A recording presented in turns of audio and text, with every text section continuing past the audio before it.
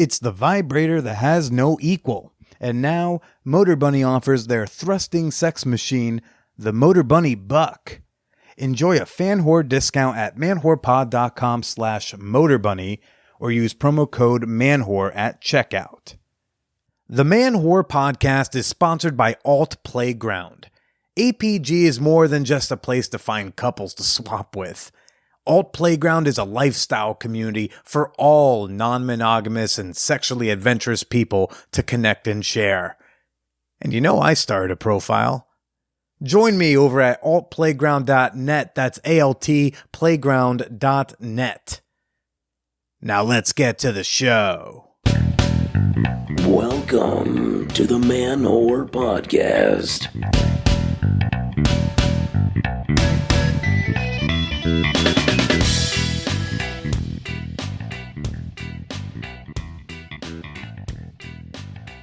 No, the COVID-19 vaccine will not give you herpes.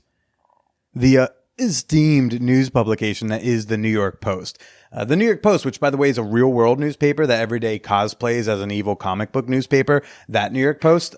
The New York Post, which is owned by Rupert Murdoch, who also owns Fox News, and it's important that you connect those two pieces together. That New York Post. The New York Post ran just the clickbaitiest of clickbait headlines yesterday that reads, "Herpes infection possibly linked to COVID-19 vaccine, study says." Now, you might be new to the podcast. I'm not a scientist. Okay, I'm not an expert on medicine or STDs or vaccines, but my guest today is Dr. Ina Park. Hi. However, I do know a thing or two about digital media. I've been a writer, an assistant editor, an editor-in-chief. I was a fact checker working with the legal department at 3 national celebrity magazines, and I studied this shit in college. Not to mention I've been producing this podcast for 7 years. So I feel confident sharing this little nugget so you can be a better digital media consumer before we just really get into it about STDs with Dr. Ina Park. Outside of the Associated Press, no headline is written to give you information. Okay, this is really important. No headline is written with the intent of informing you. The headline is written with only 2 things in mind. 1, putting keywords in a certain order to show up higher in Google search results or to be bumped up by Twitter and Facebook algorithms. It's called search engine optimization, or SEO for short. The second purpose of the headline is just to get you to click on it. Because in today's world where you can't remember the last time you paid for a physical newspaper or a magazine, clicks are king. This headline, for example, is meant to invoke a possibly scared reaction to either make you scared of herpes or scared of the vaccine, or ideally both, so you will click on this article and maybe even read. The merit of the journalism is not even as important anymore to like the president of a newspaper. It's money, bitch. And this all wouldn't be that bad if we were a people who read articles. But we don't. Too many of us make life decisions off headlines of articles we did not read. And that's fucking dangerous. All right, that's how we got to the Capitol riots on January 6th.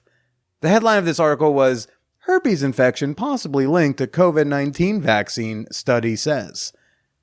Without reading the article, what else could you possibly think other than, oh, wow, maybe the vaccine can give us herpes, or, oh, maybe the vaccine can like activate a dormant herpes strain or something. I don't know. It just sounds bad.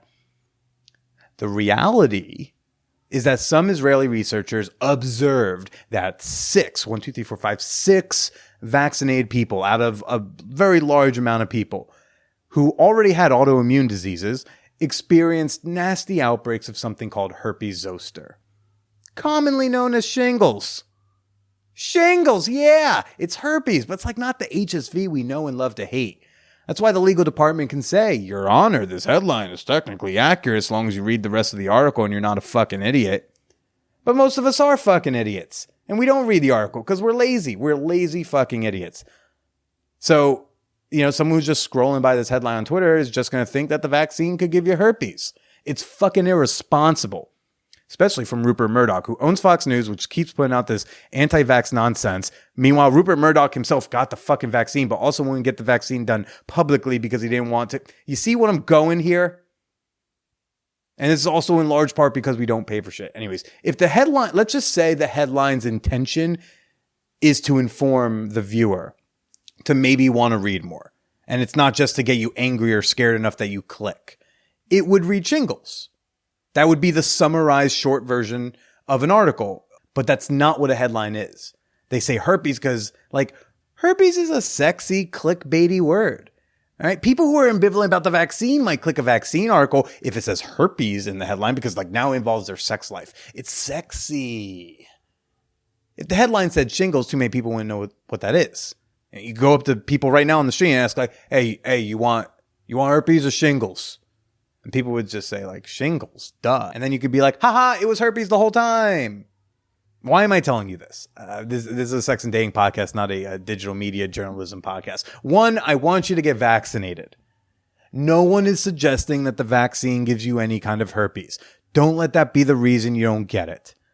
Two, I want you to stop regurgitating headlines to your friends on social media so you can seem like an interesting person who reads. Don't appropriate my culture. Okay? If you want to be an interesting person who reads, fucking read.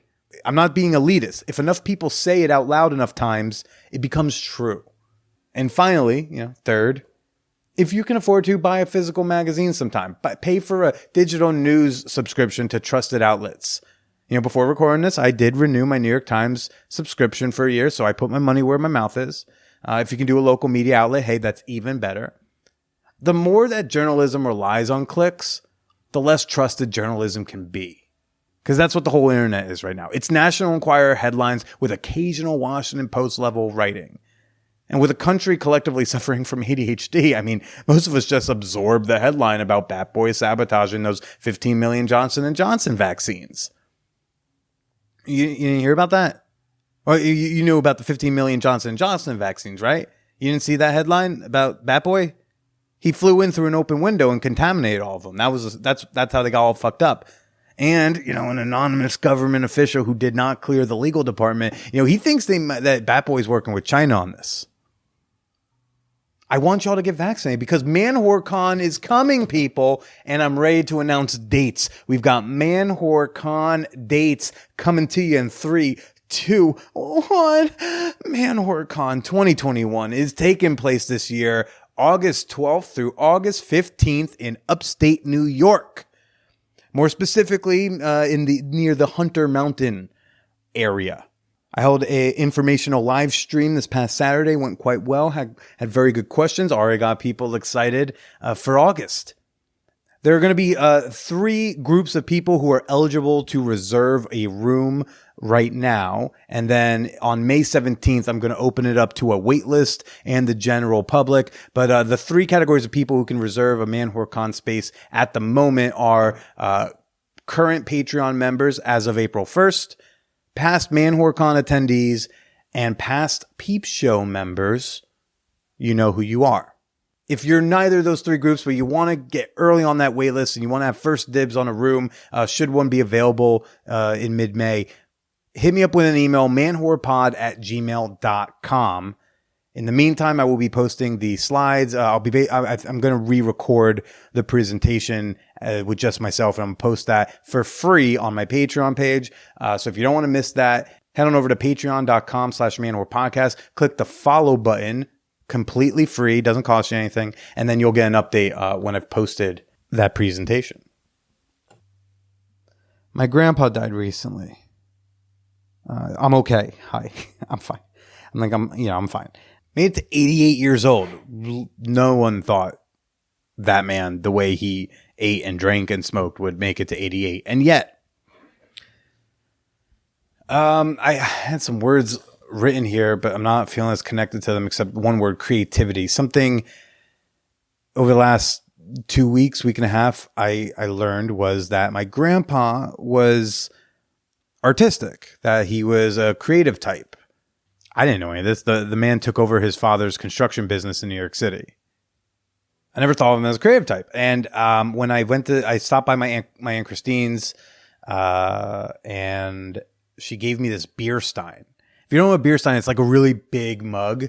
It's like big in like German culture and shit, but they're very artistic. They have there's like usually a scene, or they're very like elaborate art pieces almost on them. And I guess he got these ceramic beer steins that he then painted himself.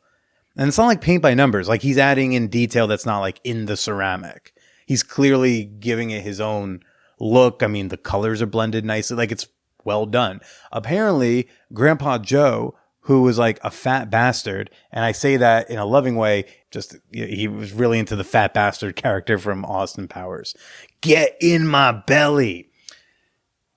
And he like was painting these beer steins. She brings out this vase and he painted that for my grandmother in 1988. What? He was just like into this around. He went through a phase of painting. He also loved the opera. He had like a lady friend who was apparently a strictly platonic lady friend. He would just go to the opera with. And he would go in and out of a lot of these artistic hobbies. Later on, he learned winemaking. He would latch on these creative hobbies, and that drew a line for me. Because my dad, business guy. My dad's like, yeah, I've read 3 books my whole life. I didn't go to college. I own a company. Hey, Billy Procida. Smoke a joint and close a deal. I've never thought of him as artistic, except he would always be playing the guitar out on the back porch growing up. Usually some Grateful Dead tunes, maybe a little something else here and there. A lot of Good Lovin' and Truckin' and Sugar Magnolia and Terrapin Station. A lot of Dead hits. And he would just wail them. And he's not a great singer. He would be on the back porch with a cigar and like a glass of white wine and just like singing to nobody, just jamming out to himself. And I had always attested that to like he was a big Grateful Dead fan. I didn't think he was like musically talented. But the man taught himself how to play guitar. Now on YouTube, he taught himself by ear how to play guitar simply so he could smoke a cigar and play Grateful Dead tunes. I didn't realize there was a legacy in my family of creativity because we came from a family of people so focused on making money. Italian Americans from North Jersey, New York City area, you gotta make money. And my dad also is the few of you who have maybe met him, he's very larger than life. He's a fucking character. You meet my dad for a few hours one weekend, you probably won't forget him. He lives his life how he wants. And he doesn't really give a fuck what you think of how he lives his life. I didn't realize that there was creativity in my family. I thought I was the creative weirdo because I was the weirdo and I was creative. But I was never super connected to grandpa. I was always connected to grandma because I was always more, call me a mommy's boy if you want. I don't care. Grandpa was mean and aggressive and masculine and macho. I'm a lot more like the men in my family than I have cared to think about or acknowledge. And my creativity is not a fluke. My creativity didn't come out of nowhere. My creativity came from the men in my family. And I shed a few tears on when I'm feeling, geez, okay, where's this coming from? Shit. Crying was not in the rundown, Billy. I've been feeling a lot more connected with my family. And with the passing of the final grandparent, finding a connection with the men in the clan. Men I previously thought I was somehow, emotionally evolved from. And maybe not so much. Maybe it's there. Maybe it was always there. And maybe they just did not know they could show it. Because otherwise Grandpa would beat the shit out of them. Whew. All right. Well, before I get to this week's guest, Dr. Ina Park, let's do a real quick fan whore appreciation moment. Let's shake it out. Let's clear the air a little bit. All right. I want to give a shout out to Andrew Bolton. It's not your real name, I know, but hey, your support feels fucking real. Thanks for supporting the podcast.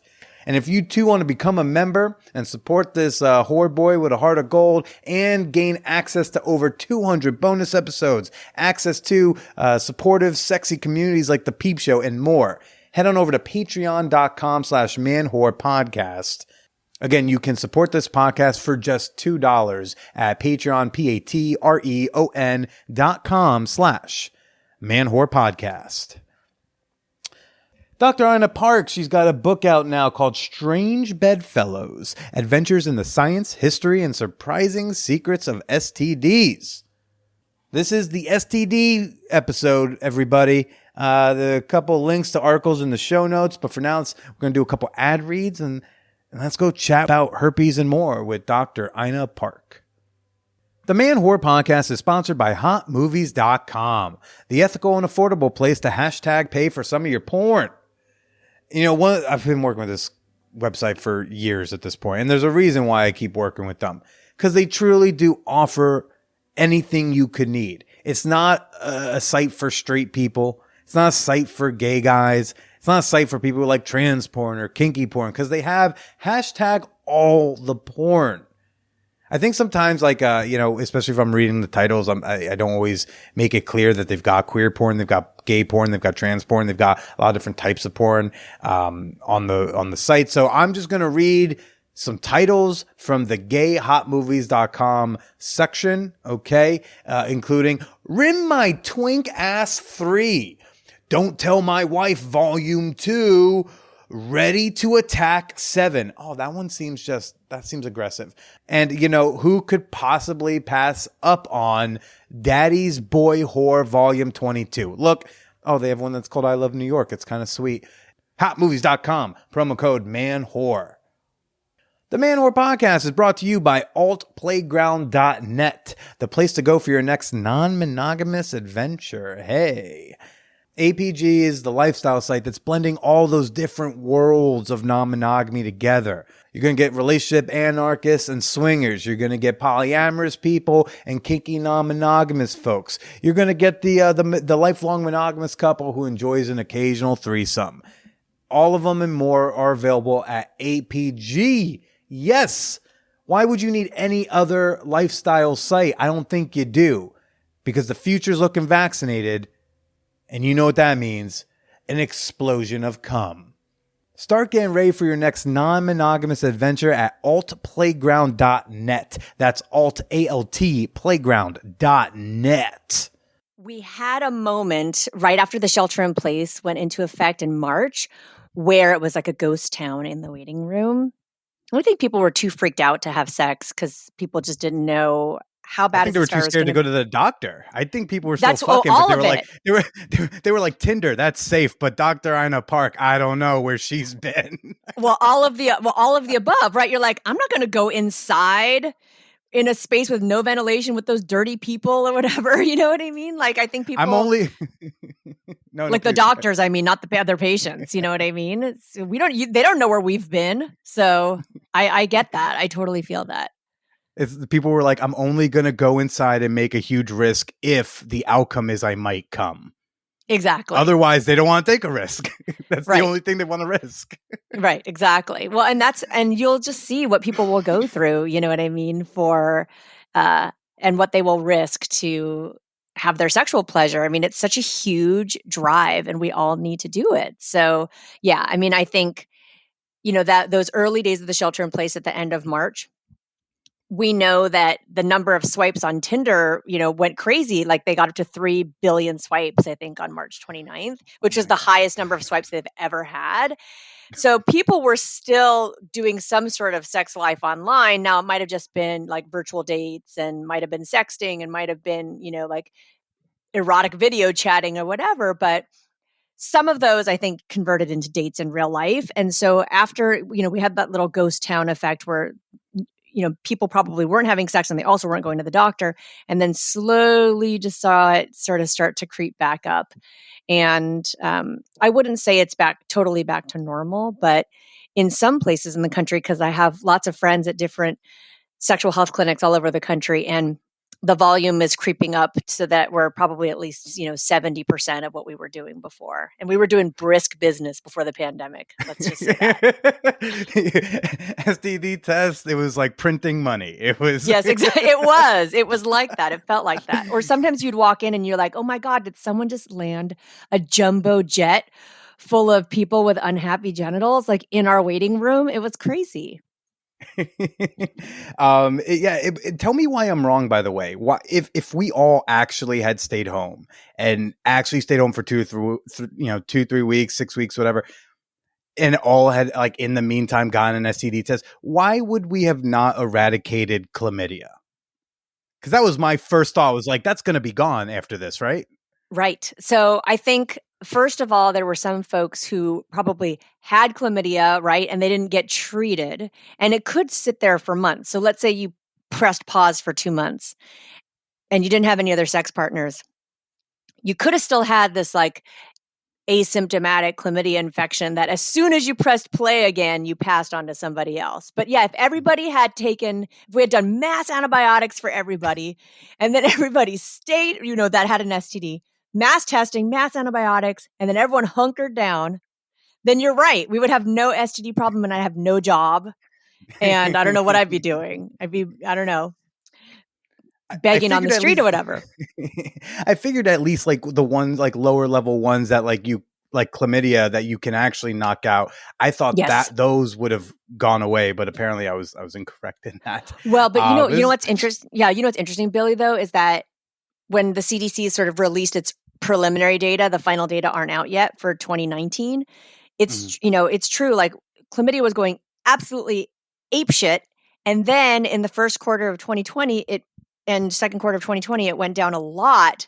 But that's partially because people with chlamydia don't usually have symptoms, especially not women, and so mhm, then the thing is lots of clinics either had to shut down or they had to reduce their services. So they're saying, if you don't have any symptoms, we don't want to see you. mhm. So there's a lot of infections that went undiagnosed that I think, now that things are opening back up, we're going to be picking back up again. Hmm. So, for example, like if we start seeing headlines, because we've talked about crappy headlines attached to Yeah. study abstracts before. Yeah. If we start seeing like, yeah, right, it's like we read a line in an abstract and the editor was like, I grabbed a few SEO words, let's put them in some kind of Yep. order and let's misinform people across the world. Yeah. But if we see like headlines of chlamydia spike post COVID, it might not actually be a spike, but rather people finally going out and getting tested where maybe before they weren't. So I think the problem with that is, so the answer is yes.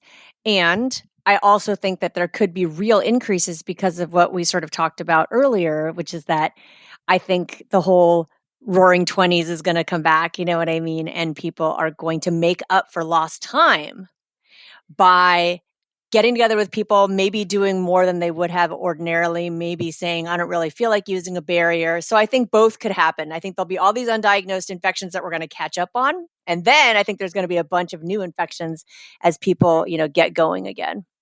People for maybe forgetting how to use condoms and such. Exactly. I'm So like, oh my God, I yeah. haven't put one on in so long. I don't know. Or, I haven't used one in so long. I forgot how to do it. Well, I went from having like a girlfriend who I was fluid bonded with. I mean, we're poly, Yes. but like we weren't using condoms with just each other, and so Yep. then we broke up in early January. So I'm like, it's not like I have to get used to condoms because it's not like I stopped having sex with other people with condoms, but Right. like certainly the frequency was down, and Yeah. now it's like I gotta get used to not being inside in that way. But right now, I'm banging Yeah. out all my chlamydia questions because right now I'm talking with Dr. Ina Park. She's the author of the new book, Strange Bedfellows, Adventures in the Science, History, and Surprising Secrets of STDs. So this is why I'm just chlamydia heavy right now. Well, it's true. And you know what? I actually talk about, a poly community in the book because it's interesting how you would think that those communities where folks are swapping partners and there's lots of concurrency going on in terms of people having overlapping relationships, sexual relationships. In some communities, testing is so frequent that actually, and the example that I use in the book is actually a community where a friend of mine actually, lived. It was a residential community, and there were very few STIs during her stay there because people were testing so regularly, even though folks were regularly swapping partners. So this whole notion of the fact that having lots of partners automatically means you're going to get an STI is just not true. And that's one of the myths I debunk in the book as well. Yeah, but if you're having a bunch of partners and you're not using condoms or using barriers, that's then that logic of like, oh, well, then naturally you higher risk. Like, well, yeah, because you're not wrapping it up or you're not laying something down. Yeah, and I think it's also the way that you have sex with people, which I talk about in the book as well, because people who like hook up with somebody, like let's say it's just like a one night thing, and then let's say they test before they hook up with the next person, and they have these sort of serial monogamous relationships, even if the relationships are short, that's actually a better way in terms of avoiding STIs than somebody who like has like, let's say 3 partners in their group and they go back and forth in between, each partner in a short period of time. It's the concurrency back and forth, um, especially if you're not fluid bonded to one person, and you know what I mean? You're not using barriers with multiple people. That's the setup for increasing and those STI rates. And if lots of people in the community are also not fluid bonded and pinging back and forth between people, it just exponentially augments the number of STIs in a community. Did I hear that right in there? Did you kind of pseudo advocate for like staggered no condom use with testing combo type of thing? Did I hear that right? Where it's like if you're not using a condom with somebody and only with them for a short period of time, and you do stagger and get the test, and then the next person you do that, you're saying that's like a mildly more responsible way of barebacking? Yeah, that's a way to manage it because, I mean, Billy, let's like be honest, right? Some people hate condoms. They refuse. They never I used think they're them. children. I Well, think I they're mean, it's fucking true. babies. Well, and they're like, use any excuse and people stealth and like, all kinds of bad behavior goes on. But some people are like, they lose their, like legitimately like lose their erection every time they, put on a condom. I feel that. I get that. So, obviously from an STI perspective, using barriers is the best way to prevent all of this stuff. But if you're going to manage it without using barriers, then yes, like testing in between people. It's the same thing with COVID, like, spacing out your interactions and testing in between is the best way to avoid STIs if you're not going to use barriers. Yeah, so it doesn't mean like, hey, raw dog on Tuesday, get tested on Thursday, raw dog with someone else on Friday. It just No, means like if you're ideally, gonna no. raw dog with someone for maybe if you want raw dog with someone a few times, maybe wait a couple weeks, get a test, and then you start doing that with someone else and stop with the first. So that's like a way you could Exactly. mitigate. Because like I'll be honest with you, I think you're right. Where I think you're right when you say like a lot of people are going to come out of this and be like, we all haven't been fucking that much. Maybe I can take some risk. Right. I took that risk my first my first Exactly. going out date post my vaccine shot, because all my interactions have been very, we'll call them Department of Health approved, Oh, mass okay. Interesting. blowjobs outside on the street or hang a Right. glory hole in your apartment, which I'm retiring next week because I'm moving. Right. So I kept to that stuff. But when I had my first like real date connecting with a human, I asked a few questions. They were answers I could live with. I Yep. was like, let's do this. I'm so excited to be inside someone. Exactly. And someone I'm connecting with, like someone who I've Yes. I'm enjoying your company so much. And I think we're going to see a lot of that. So that is an interesting way to mitigate that. So it sounds like I, in a week, should go get a new test done. I think especially if you think, well, I don't know if you're going to see this other person again, but yeah, that wouldn't be a bad idea. And I mean, Billy, everyone's going to go buck wild. Like think about all these people who were supposed to be in college, but they're like living at home with their parents. And, there's all this like unfettered sexual energy that needs to come out. So I'm going to be really busy for the next year or so, I think. Well, I mean, I hope you're not too busy. I hope you're busy more with the speaking engagements than the treating rising STI. Rising STIs. So real quick. Can you tell me the difference? This has nothing to do with what we just said, but what is the difference between STD and STI? Because I think they introduced the latter. I think when I was in college, but never really fully explained it.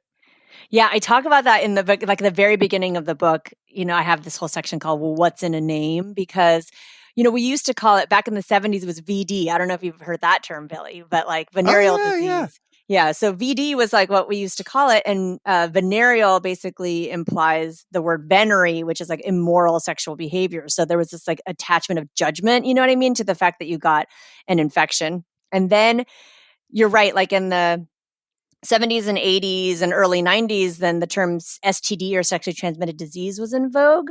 But then, like in the 90s, we realized that there's tons of infections that actually don't cause any real disease. You know what I mean? They're just infections. They come and go, like HPV, which I'm sure you've heard of, the human papilloma virus. so basically every sexually active person gets that, and 90% of people will just get rid of it in 2 years and not ever have any consequences. So it's like the And never silent even know they infection had it. and never even know they had it. And so Yeah. it's the silent infection that just sits there and goes away. Well, why should we label people as having a disease, right? So people said, well, let's call it STI.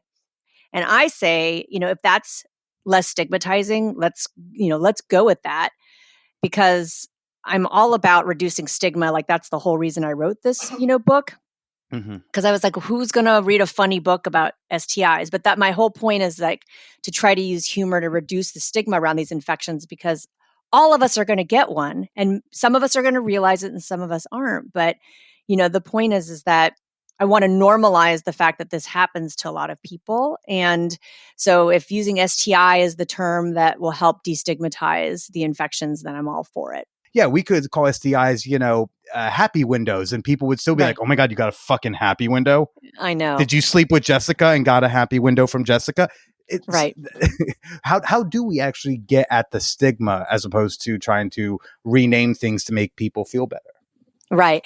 I mean, I think the way to do that is hopefully by normalizing and, essentially having people sort of come out and accept the fact that we're all going to get an STI.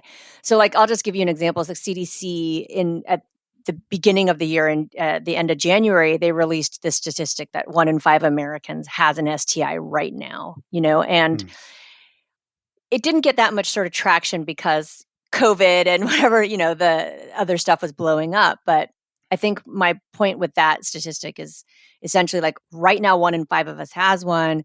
All of us are going to get something eventually. And I feel like if we sort of shift the frame in terms of disclosing an STI to somebody else and having that not be cause for rejection or cause for the partner freaking out. I think if that just becomes sort of like a shrug, like, oh, okay, you had an STI, no big deal. If we could shift that attitude, I think that would really go a long way in destigmatizing, much more than just changing the words, right? I mean, Right. the words are one thing, but we have to change the attitudes and the response that you get to the words, before we can actually change the way people feel about getting diagnosed. Do you need to disclose that you have had past tense an STI, or is it really more pertinent for like I have one, or for depending on your stance, let's say something like herpes, you're talking Right. about whether or not you are having an outbreak or feeling like you might be coming on, or if we're talking about HIV, talking more about your viral load than whether or not you had or have. So what is like the common stance, or what's your stance on various disclosures? I mean, so I have it sort of divided up in different buckets in my mind. So the first is around HIV and HSV, which is herpes simplex virus. So I think if you've got, recurrent genital HSV or genital herpes, or if you've got HIV, I think those are always things to disclose, because for HIV, it's helpful to say, hey, I have HIV and I'm taking meds and I'm undetectable. And so, if your virus is undetectable, your chance of passing on HIV to a partner, even if you're barebacking, is basically zero. So those are helpful terms for people to understand and be reassured that even though you're HIV positive, you're taking your meds and you're undetectable.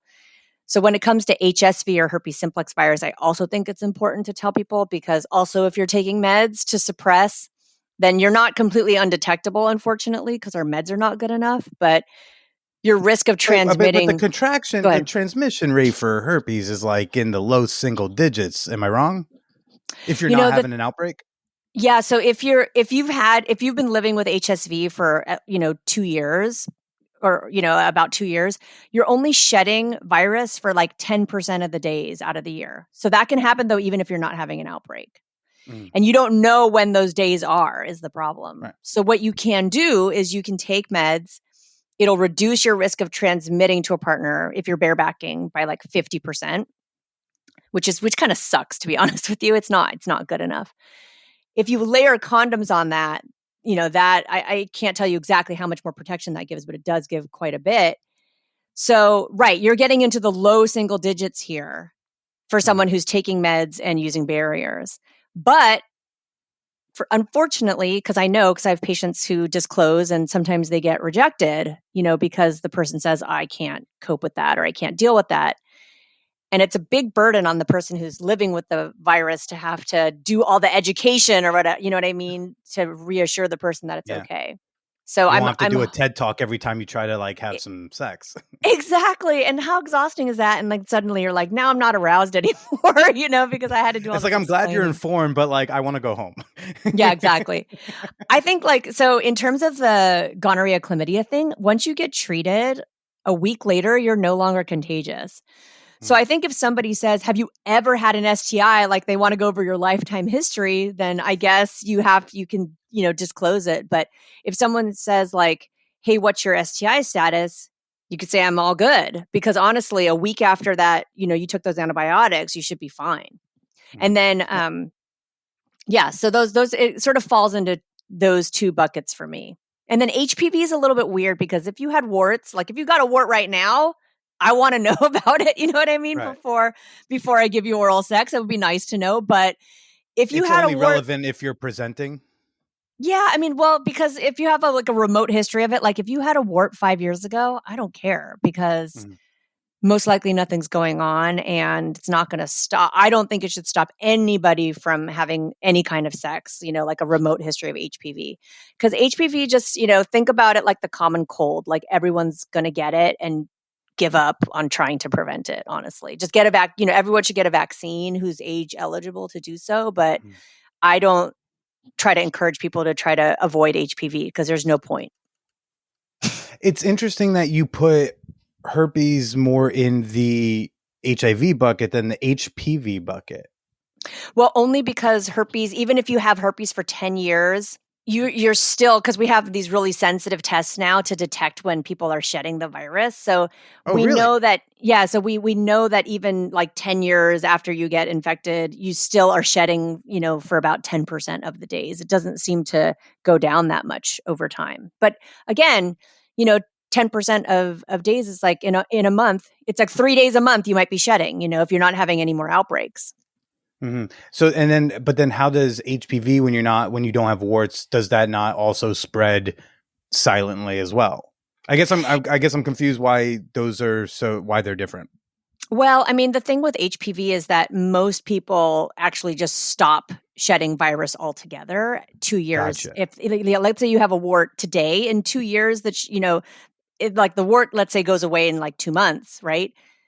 You might still be shedding virus silently there, but after 2 years, most likely you are not shedding anything. So, and again, because HPV is so universal, it's a little bit different with HSV or herpes because 1 in 6 folks in the U.S. has HSV2, which is the virus that causes genital herpes. But HPV, 80 to 90% of people are going to have it at some point. So I just say, it's just, a normal consequence of being a sexually active person is you're going to get HPV. At least one type. There's over 200 types classified now.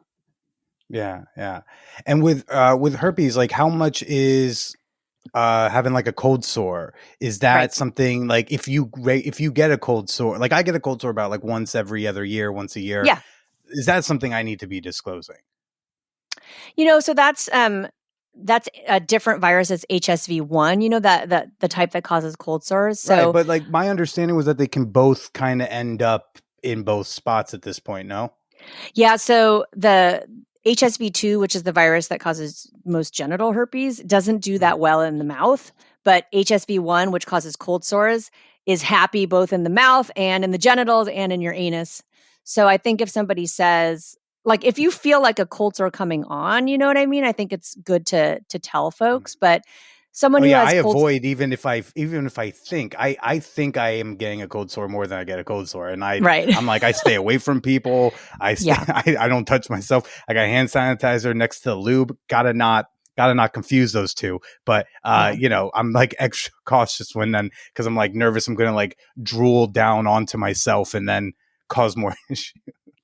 I mean, more than half of us actually have those antibodies already. So that's like a personal choice. Like, it's not something that I tell people you need to disclose. You know what I mean? I would say like, hey, because people who have cold sores, they know, or they think they know right when they're getting it. They have really clear signs and symptoms that I say, hey, if you feel that happening, I would say, you know what? I don't know if I should go down on you right now because I feel a cold sore coming on. And then that's all. You know, I think that's a good way to disclose. But the disclosure thing is super tricky. I don't talk about that so much in my book, but I do talk a lot about the differences between the two different viruses and different stories around, how screwed up it is that we have so much stigma around something that's really just it's really just a skin condition. It's not going to kill you. It doesn't cause infertility. You know, there's really no like long lasting health consequences. And yet, it is still pretty stigmatized, unfortunately. I saw sometime last year there was this article that was talking just about where like the origin of the stigma of herpes and how like it kind of dated back to, I think it was like some big article in the 60s or 70s that like all of a sudden caused this like herpes panic, like in the midst of the revolution. Like all of a sudden people like, it's not like it was a new issue. It was just like all of a sudden people cared. Yeah, it was 1982, and I write about this. I write about this in the book. It was Time magazine. The cover picture is like, it looks like someone wrote the letter H in blood, like on the cover, and it says herpes, and it's like the new scarlet letter. I mean, it's crazy. I mean, talk about like a stigmatizing article that would fuel any sort of negative feelings that people had. It had a couple, this like white yuppie looking couple. She's wearing shoulder pads, you know what I mean, in her dress. It's very 80s. And he looks like a Wall Street type or whatever. But inside the article, it's even worse because they talk about people with herpes describing themselves as like, I'm poisoned, I'm unmarriageable, how depressed they were. It was awful. I mean, it did nothing for our cause in terms of trying to destigmatize STIs. It made things a hell of a lot worse, in my opinion. And I think, the more people disclose, like it's not a cancer diagnosis, the more, we kind of attack the stigma, because then that person goes, wow, like I want to freak out, but this person's really calm. Maybe I should be calm. Maybe this isn't as big of a deal. That happens a few times. Maybe they internalize that. The thing is, like, so many people want to they want to talk about the risk. They want to know the things. So I am of the stance that like more information made me less scared of STIs, STDs. I didn't get any sex ed in high school. I got like 0. I learned the statutory rape laws of Connecticut for my boarding school. And that was it. That's all they taught us every year. Oh my God. Yeah. We learned like the Romeo Juliet like statue, and we learned that yes, a toe counts. So, that was it. and so when I got to college, I learned like, not just like, I knew there was a concept of STDs, but like I didn't realize like how many they were, how you got the different ones. I was like, I like wrote an angry email to my headmistress. It was like, how dare you not prepare me with this information? But I got less scared of things the more I learned. There are some people though who like, the more they learn, the more scared they are, because they want to get the risk to 0 and have casual sex. And I think a lot of people are struggling with this concept of like, if you want to be an adult who has casual sex, you have to accept the risk of maybe catching something like this. Yes. There is no way around it, Billy. Like, people are trying to do this bargaining, you know what I mean? Like, if I do this, then I can cut my risk down to 0. Or if I only have sex with certain types of people, this is not going to happen. And I'm here to tell you, I mean, I work in a sexual health clinic, right? So I see all kinds of people having sex in all different kinds of ways. There is no way to avoid this. I mean, even people who are 100% compliant using barriers, I have seen those people get STIs because also, condoms, if you use them properly, generally don't break, but sometimes they do because things get dry and rough and they're latex, they break. So any number of possibilities can happen. Also, people sometimes, as get assaulted and they have sex against their will. So what I'm saying is like, you can't control everything when it comes to your STI risk. You can do a lot to mitigate it. And that's what I think people should do, like use barriers. If they're concerned about HIV, they can take PrEP, HIV PrEP, which I'm not sure if you've heard of that, Billy, but the daily pill to sort of prevent HIV. there's so much you can do, but once you do all that, then I feel like you should put that behind you in a, in a separate sort of compartment psychologically and say, I've done what I can do. Now, let me just go and live my life, have a great time, have lots of sex, enjoy myself. And then whatever happens, happens, like an acceptance sort of mentality of the fact that we are human. We live with infectious diseases. We know that because of COVID-19. And that is absolutely true for sex. And it is completely unavoidable. Yeah. I mean, did you have, and I don't know your life and your situations, but like, did you have that sort of acceptance moment at some point in your life where you realized like, wow, sure. you can't get this to zero? For sure. So I've had at least one STI that I know of, that with my second partner. You say that with such like pride. You just like, you rolled the shoulders. You were like, I've had one that I know of. What's up? No. And who knows what else is going on. But I'm going to tell you a couple things that I've learned from my own sex life. So I got HPV from my second partner, and how it showed up was it ended up causing precancerous cells on the cervix, that's a fun call to get, by the way, Billy. You know what I mean? When you're 23 and your doctor calls you and they're like, oh, by the way, you have precancerous cells on your cervix and we have to do some biopsies and make sure, you know what I mean? It's not serious. So I had like a little moment of reckoning there, and I realized like, wait a second, I've only slept with 2 guys.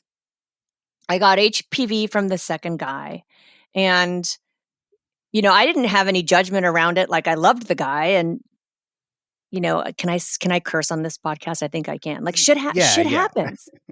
You know what I mean? Shit happens, Billy. Like, and so I had a moment where I said, okay, I never felt like, whatever you want to call it, like dirty or afflicted or whatever. I kind of realized, wow, okay, now I'm just another person who has HPV, and now I might have a precancer. It all turned out to be fine and it all went away. But yeah, that was sort of my moment. But I'll tell you, like, I write a lot about sexual networks and how we connect with people in space and time actually affects our ability to get an STI.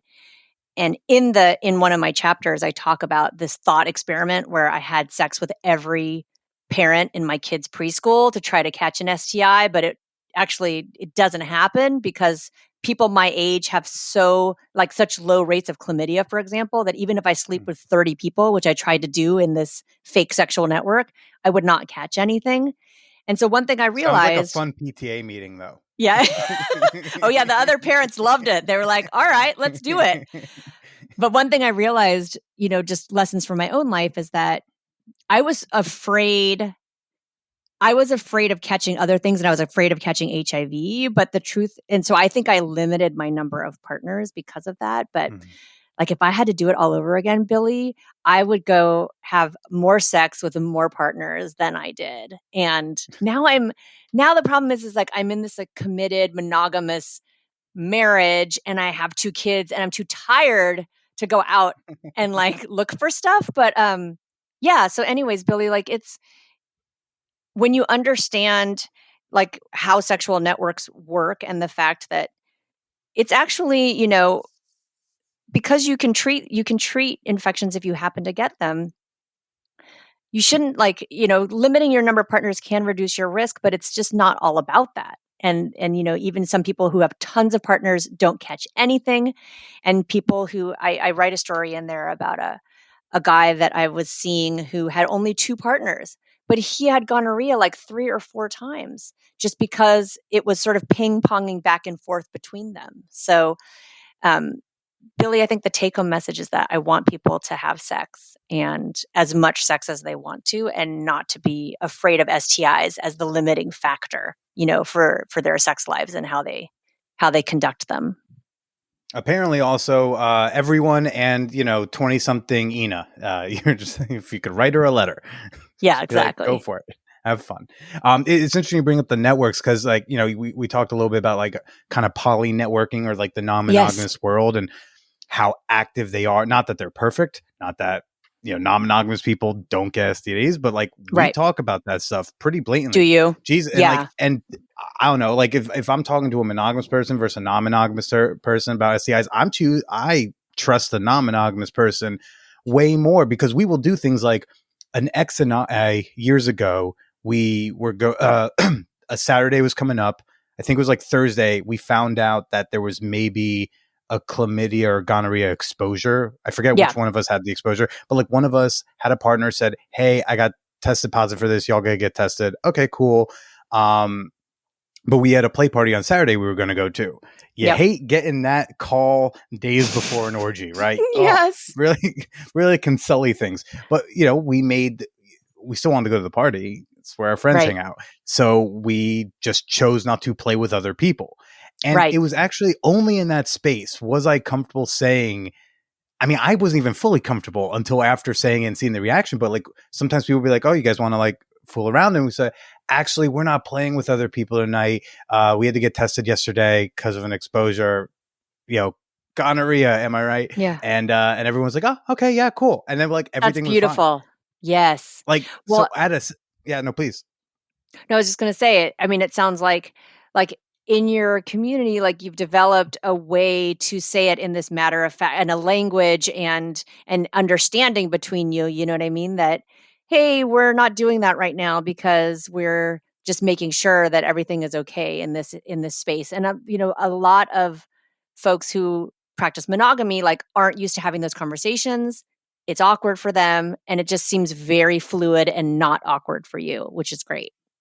Yeah, and the reason, and this, I think they've done studies on this. I'm just a dumb comedian with a fuck show, so who knows? But I vaguely remember this, like it being said, like, yeah, well, like like a monogamous couple is if someone cheats, they're not going to, and they don't use protection, and they catch an STI, they're way more likely to give it to the partner because they won't even tell the partner that they got the STI because they have to explain without blaming it on a toilet seat, you know, how they got that STI, which they shouldn't have even fucking in the first place.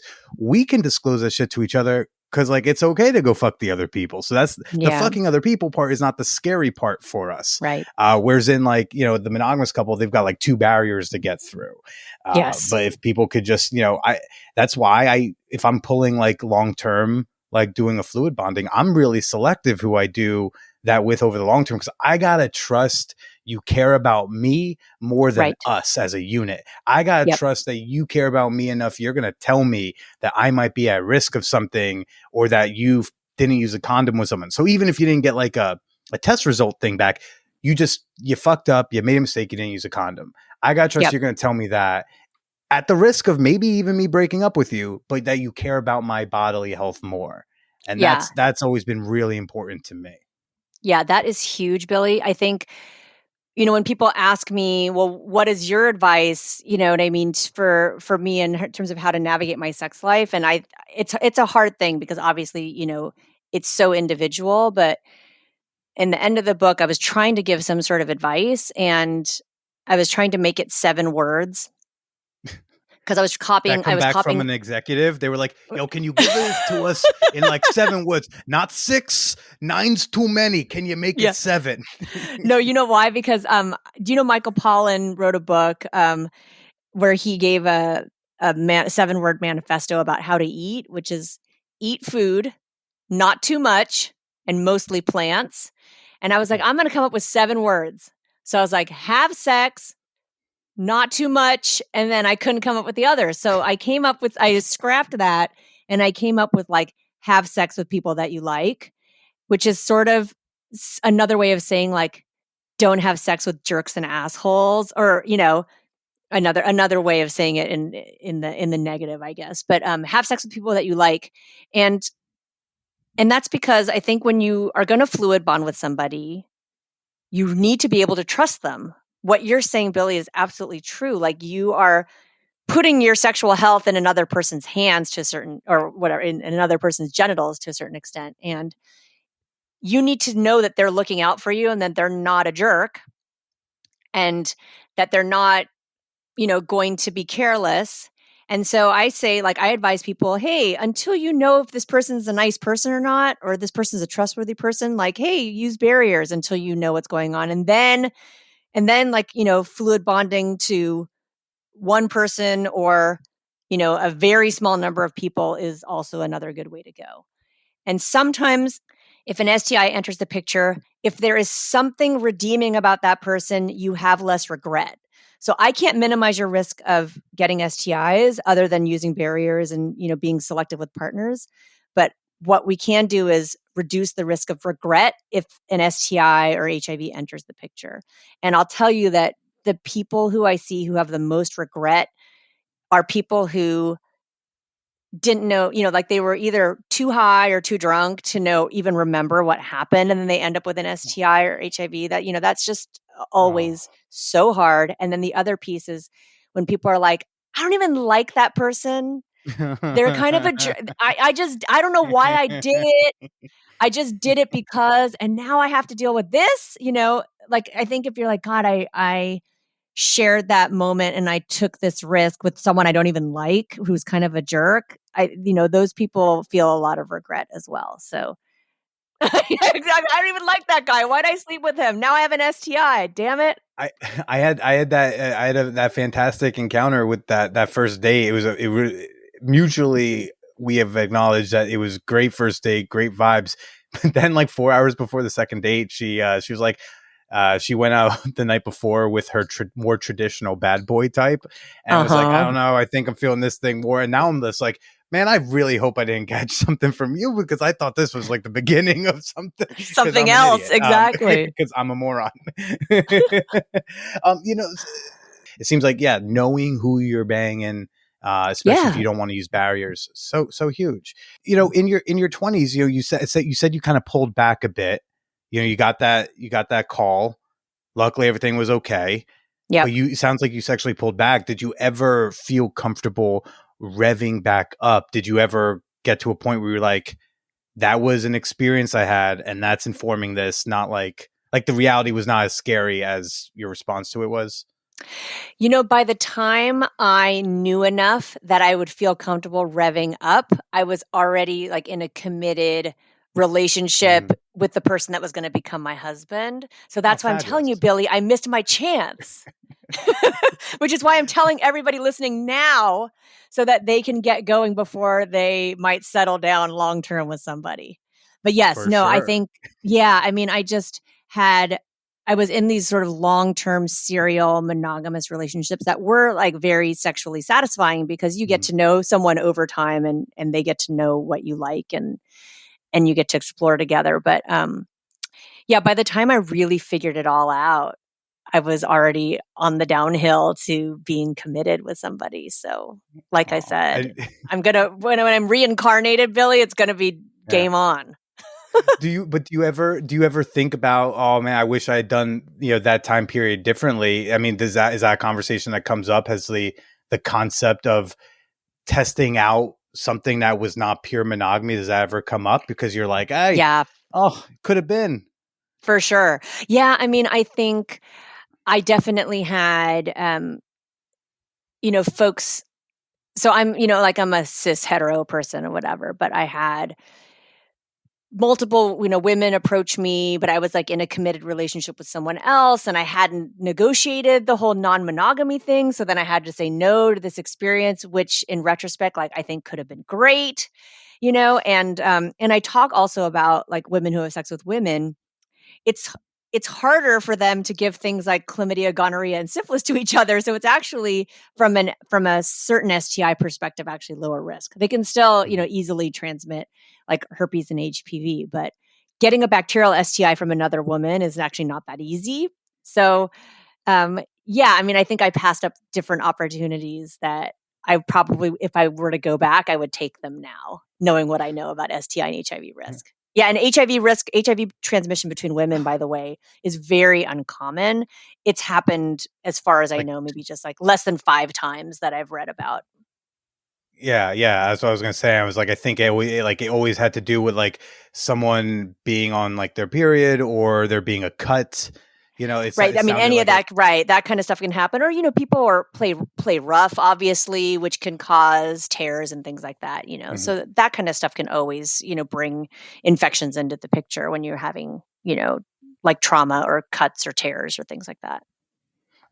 Especially due to like the AIDS crisis, the talks around STIs around queer folks like just skyrocketed when we I mean, first it was so it only happens to those people, and then we realized then straight people had to get a little humility and learn it can happen to you too. Thanks, Rock Yep. Hudson and Magic, and then but there's a lot of emphasis that that LGBT people are at higher risks for STIs.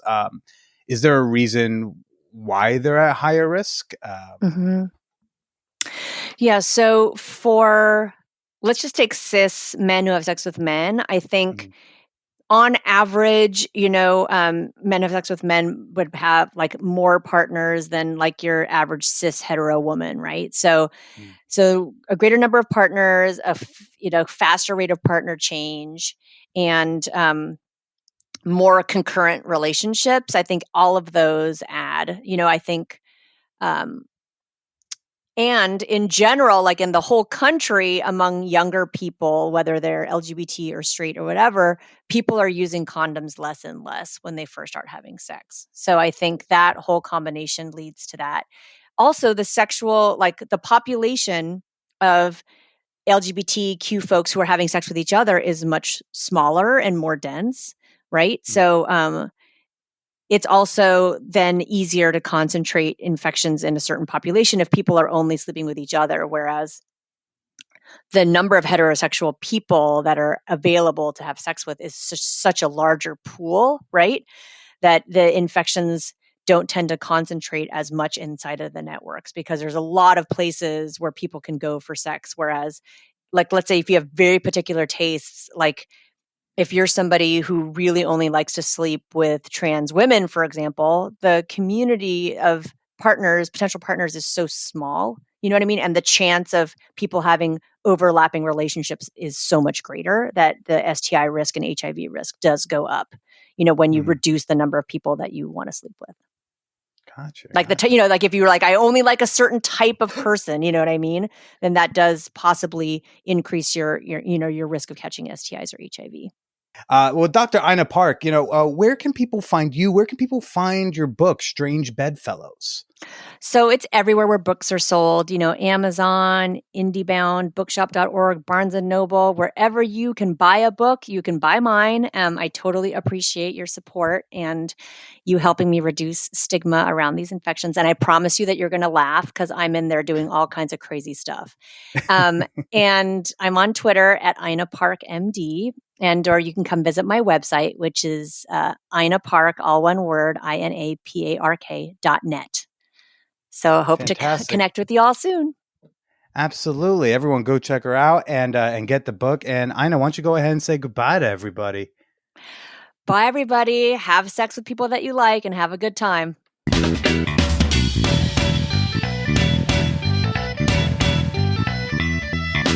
So who wants to get tested in Raw Dog? Because I think she's convincing me to loosen up a bit. Probably not the best idea, but hey, she's a doctor. She said so. No, folks, I'd love to know what you thought about this week's episode.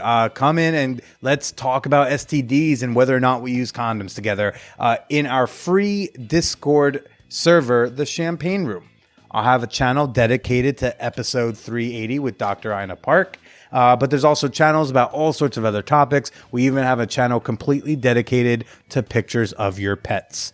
You can gain access to that free Discord server at manwhorepod.com/Discord. I'll have a link in the show notes. Folks, I'm sure you're following me on the various social media channels by now. I'm at the Billy Procida, pretty much anywhere you want to find me, except for Instagram. But I'll have a link to all those in the show notes of this episode. Most importantly today, I could not, would not, should not be doing what I'm doing still 7 years later without the incredible support of my Patreon community. So if you'd like to support this podcast and keep a roof over Billy's head, the best way you can do that is by becoming a member on Patreon. Become a member today for just $2 or more. You can do more. I'm always happy when it's more, but I'm also thrilled when it's just there. Become a member today at patreon.com/manwhorepodcast. That's Patreon, patreon.com/manwhorepodcast. And if you want to support me in a way hornier fashion, you can always come follow my free OnlyFans. Billy, if it's free, how are we supporting? If you want to see my dick, you got to pay a little bit to unlock, but it's free to follow and thirst and chat at onlyfans.com/ Call Me Billy. Posting content right now that I shot with Lucy Moon, who, oh my gosh, folks, I think I did porn. Oops. Like, there was a tripod, there was a phone set up, we were fucking, I watched it last night while I was masturbating. I was like, oh my God, we like fucked like in a porn. So I think I did the porns. Someone call Nina Hartley. I think I'm ready. Is anyone truly ready for Nina? I doubt so. But yeah, I think you can finally start to watch the Man Whore Podcast guy do the Man Whore Podcast things at onlyfans.com/callmebilly. Folks, I know we got a guilty verdict, but we're not done yet. By the time you hear me again next week, I hope you have asked and answered to yourself, how have I recently spoken out against systemic racism? Until next week, everybody, stay slutty.